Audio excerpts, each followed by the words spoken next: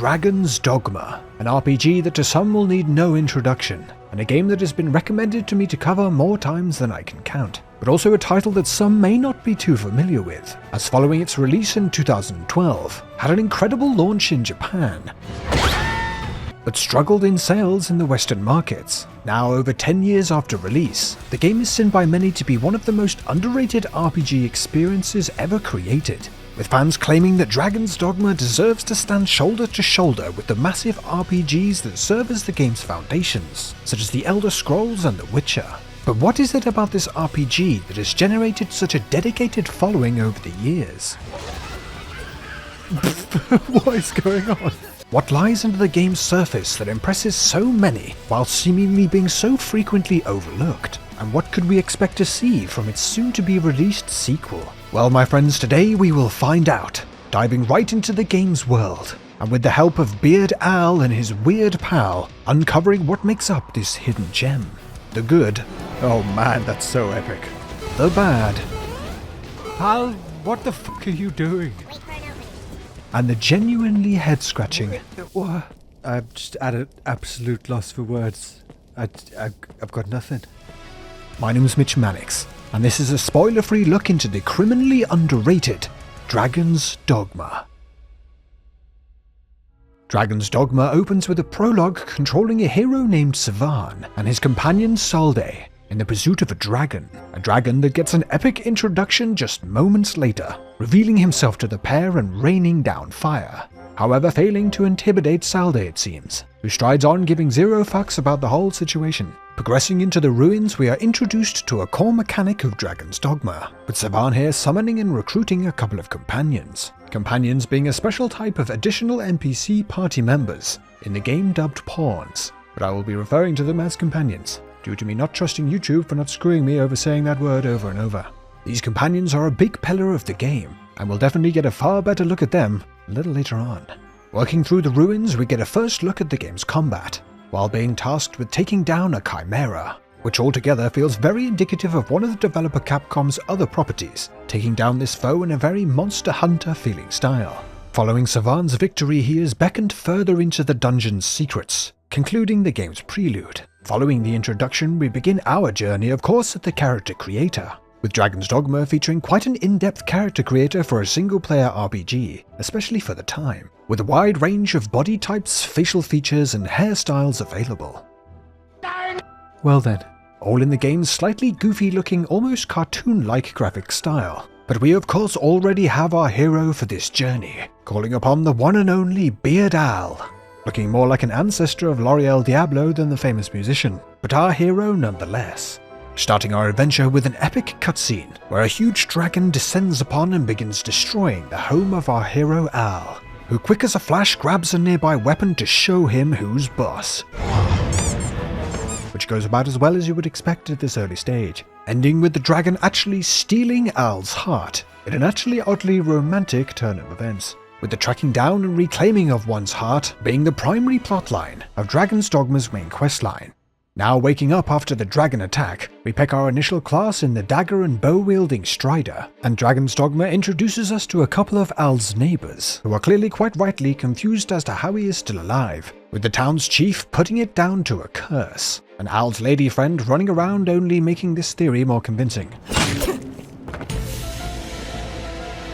Now out into the first settlement of the game, we are granted our first companion, as we saw with Savan in the prelude, with a chap named Rook appearing from our portal to join our party, with us also finding out that these companions are called Myrmidons, non-human entities that appear from an unknown place, and can be swapped out to assist in taking on the land's evils. Additional muscle that is timely needed, as when travelling from our starting town to the encampment to the west, another battle against a large foe plays out, this time with a huge ogre, leading to the camp's defences along with Al and his companion unleashing hell against the monstrosity. Well, unleashing hell as well as, when it comes to our companion, some deadly massaging of the knee, but nonetheless leading to victory, and at least a handful of the settlement's guards a little punch-drunk. Finally getting a chance to explore the settlement, Al comes across a talking stone that provides us with another of the game's core mechanics by the way of a permanent companion. These NPCs, unlike the standard companions, can be customized, given abilities and gear, as well as leveled and interchangeable classes, unlike the standard companions that are simply swapped out for another once out-leveled, and come with a predetermined class and stats. Acting as more of a classic RPG companion, we of course call upon the one and only Weird Pal to act as our right-hand man in this adventure. Steel yourself for combat! And we are treated to a cutscene of all the companions swearing their allegiance to us, the Arisen. Now, with a foot into my first time with the game, I have to admit that I was still unsure as to what it was about the game that really made it stand out so much to so many, when considering it so underrated. But it was still early days yet. Training was up next, where the game shows us that certain classes will be effective against certain foes, making group composition an element to remember. After which, while taking a much-earned nap, the silence is broken when a Hydra turns up, as if the game couldn't go more than a few minutes without a battle against a large monster, making me question why Al looks so hilariously surprised. Another epic boss battle unfolds, with the game once again teaching us the nuances of taking on this particular foe. And with a quick use of the surrounding explosives, the Hydra is taken out, and we are introduced to another of the game's minor characters, before getting a chance to catch our breath at the camp. Pal? Too many possessions can be more a hindrance than a help. It is a fine time to take stock and revise our party and equipment. Okay.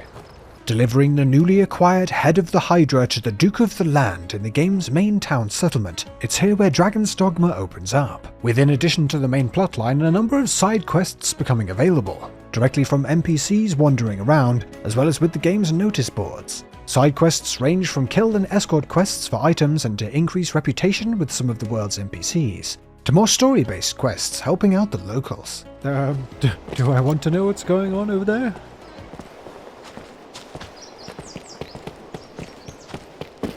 This game, man. This game. With now a full team of 4, it's here where Dragon's Dogma's combat really started to click with me. With developers Capcom being much more experienced with action games such as Devil May Cry, it's hard not to see that translated over to this RPG, with combat often being very fast-paced and over-the-top, but with it also being incredibly satisfying. Party members holding mobs for a chance at big damage, some crazy fast combos, mixed in with some insane-looking moves to pull off. It was really refreshing to see a combat system so unapologetically focused on feeling fun to use, but still requiring a decent amount of skill to use effectively, proven I have to admit from time to time after getting a little too excited. Oh dear lord. In Dragon's Dogma, the combat classes level independently from the player character level, and as each class levels up, more passives and abilities are unlocked to mix and match while increasing in power throughout the game. The game has 9 classes, consisting of 3 basic, advanced and hybrid classes to choose from, and switch over to by simply visiting the NPC in the capital's inn. Each class also has its own set of gear attached to it, which can be purchased, earned as a quest reward, as well as of course found out in the world, with some gear usable with a number of classes, as well as items for specific classes available to track down, with a highlight for me at least being able to get my hands on a golden bastard. The class system is also applied to the player's main companions, in our case old Weird Pal, whose class can be changed at any time by the same NPC for him to level up a new spec with its own abilities and passives to choose from, with new gear such as weapons and armor also being able to be provided to our NPC, which is all too well considering Pal's habit of being launched into orbit, along with his habit of attempting to face tank house-sized boulders.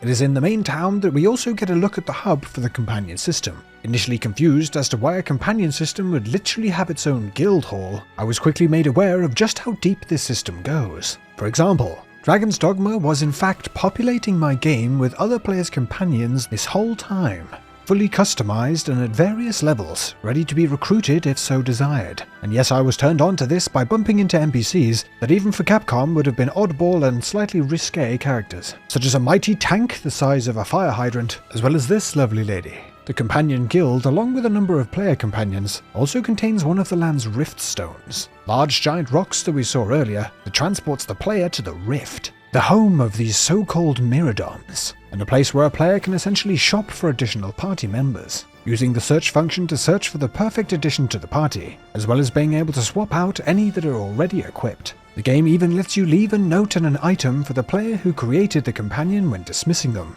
with either a positive or negative review. I served as best as I know how. My apologies.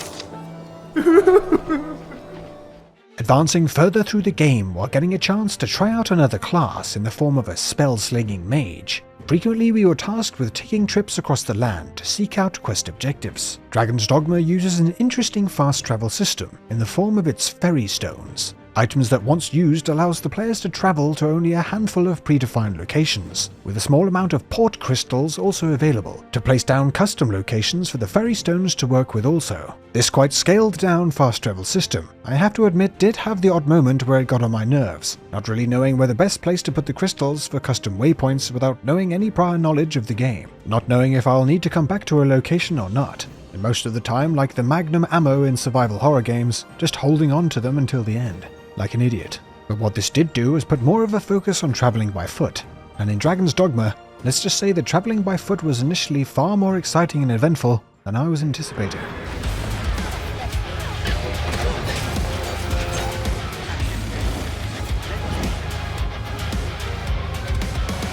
Spread across the land were not only full-blown roaming world bosses, but also constant tough encounters waiting for unsuspecting players, ready to jump out at any moment.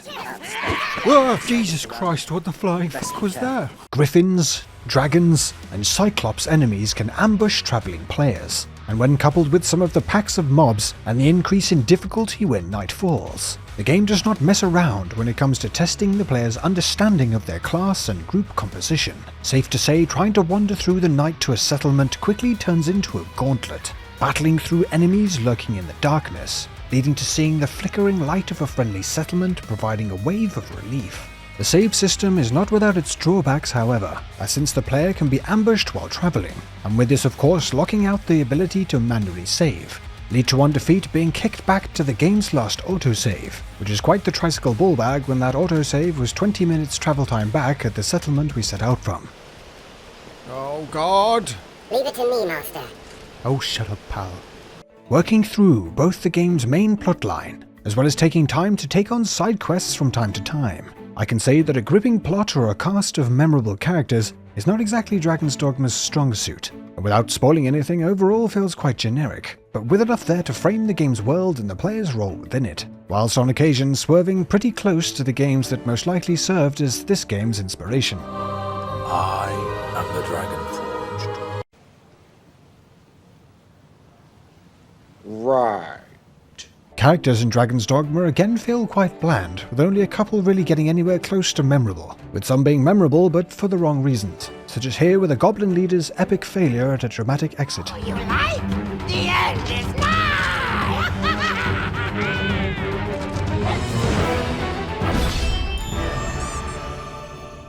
The game's characters do, however, tie into another of the game's mechanics, featuring a reputation system to generate relationships with chosen NPCs, to unlock additional quests and sometimes even extra items available in shops. Safe to say, if you're looking for an enthralling tale to sink your teeth into filled with interesting characters to meet, you will most likely be left disappointed with Dragon's Dogma. But on the flip side, what does add heaps of character into the game is what I like to call its Capcom goofy stylings, from over-the-top facial expressions to unintentionally disturbing looking NPCs. There is an element of cheesiness and goofiness that can be seen in Capcom games since back in the early 90s, which for me as a massive Capcom fan was a bonus. The game also delivers on some wholesome moments, but most of the time coming from your companions themselves rather than individuals met while adventuring, with party members constantly commenting on goings-on, giving tips on both quest progress and even battle tactics when taking on tough encounters, and was one of my favourite elements of the game, creating a bond between companions as well as adding a lot of immersion when playing. Is known as the Shadow Fort, built to ward against a goblin invasion. So the question remains, what is it about this RPG that continues to impress its players so many years after release, but with it still staying far from the notoriety of so many other highly praised alternatives? For me at least, after finally getting to look at the game, the answer to both lies with the developer Capcom and the team around the game's creation, having much more experience creating games such as Devil May Cry, and with this actually being Capcom's first open-world RPG, this foundation led to the game stumbling when it came to the game's plot, and even its scale, but the sheer amount of classes available, coupled with the insanely satisfying Monster Hunter feeling combat encounters, the task of both gearing out and min-maxing your character, as well as permanent and non-permanent hot swappable team members, along with its multiplayer social networking features, makes this game feel like nothing I've ever experienced before. The game, also like Monster Hunter, thankfully does not mess around when it comes to its difficulty, creating a gameplay experience centered around finding that perfect feeling class and build, and working towards taking down the game's challenging encounters for a chance at the best gear. I found myself eager to roll another class to see what kind of crazy build and party combination I could come up with next, even despite the NPC party AI being a little dumb at times to say the least. This strong focus also being something that Capcom doubled down on with the game's DLC, which is included in the game's Dark Arisen version, featuring an endgame zone named Bitter Black Isle, which adds a whole island filled with the toughest monsters and boss battles in the game, akin to the Ringed City DLC for Dark Souls 3. And with it a new gearing system for even more endgame options, to run alongside the base game's Dragon, an optional endgame boss battle that includes network elements, where whole groups of players look to take down a huge dragon in separate phases collectively, with apparently Beard Owl not being up to scratch as the thing buggered off as soon as I turned up, and with the boss being accessed in probably the most Capcom goofy style of the whole game. Ah, my arms! Simply put, Dragon's Dogma puts a focus on RPG elements that most other franchises put lower down the list of priorities when fine-tuning their games, and pulls it off in a way that only Capcom could come close to. The story and open world itself leaves a lot to be desired, but the fluidity and overall combat experience is exceptional, and makes games such as The Witcher look laughable in comparison, whilst being intertwined in a range of mechanics that you will struggle to find elsewhere. But with all this on offer, it's a shame that the game's first few hours are so slow, and failed to showcase what ends up making this RPG such a standout experience. I was exactly the same as I think a lot of players were when they first picked up the game, and chalked it up to being quite a generic RPG looking to emulate games such as Dragon Age, and I have a strong suspicion that its first few hours are a primary factor as to why this game remains so underrated, with many players giving up before things get interesting. But now, after sticking with the game and really seeing just how and why this game is such a hidden gem, I for one am extremely excited to see what we have coming up very soon in the game's sequel. As after now over 10 years for Capcom to refine their formula, Dragon's Dogma 2 could end up being quite the sneak attack sensation. Indeed. Thank you so much for watching. Have you played Dragon's Dogma, are looking forward to its sequel, or have any other suggestions for interesting RPGs or MMOs you may want to see featured on the channel? Either way, I'm keen to get your thoughts down in the comments. Please drop the video a like if you enjoyed it, and if you're interested in RPGs, MMOs, or hey, just looking for a laugh or two and you're not subscribed, what's wrong with you, man? Make sure to hit that bad boy so you don't miss an upload. I want to give a massive shout out to the channel supporters. Good lord, look at them. Who help in keeping the content coming. If you're interested in getting access to all sorts of perks including behind the scenes, bloopers, fully exclusive videos, and of course to get your name featured at the end of every video, the link to the channel Patreon page is down in the description, along with the channel Discord which is available to everyone. Thanks again, and I'll see you in the next one.